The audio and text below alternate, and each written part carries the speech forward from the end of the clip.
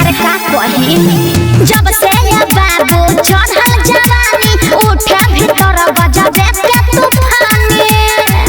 एगो बात बता दो जाई कवना जगे आओ बुची इधर आओ। शादी ब्याह हो गया है ना कुंवारे भरू? हाँ तब तो मामला बड़ा गंभीर बा। एकर होइना उपाय कोनो बच्चा लगे अरे बच्चा लगे 5 मिनट में ठीक हो जाइबे चलो चलो हमारा चाचा लगे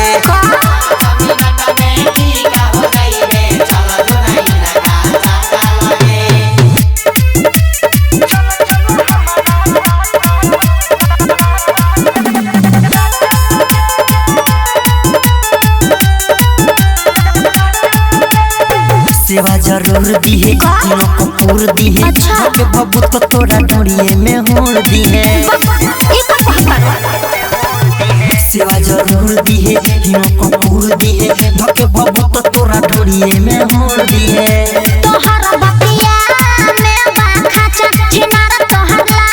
गोता चाचा कोनो ढोंगे न जाए के बया अच्छा लगे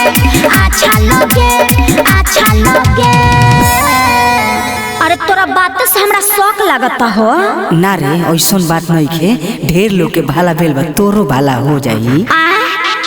एकर होइना उपाय कोनो बच्चा लगे अरे बच्चा लगे 5 मिनट में ठीक हो जाइबे चलो चलो हमारा चाचा लगे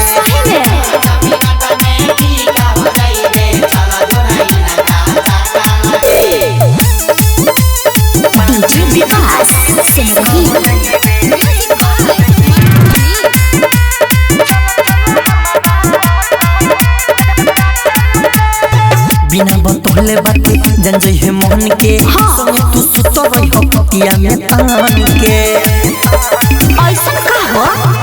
बिना बतौले बाते जन जई है मोहन के संग तू सुत रही हो पतिया में तान के कि लागत बाहर के अंकित केला पर दे जबार सयान के चेला कुछ ऐसा बताब कि साचा लगे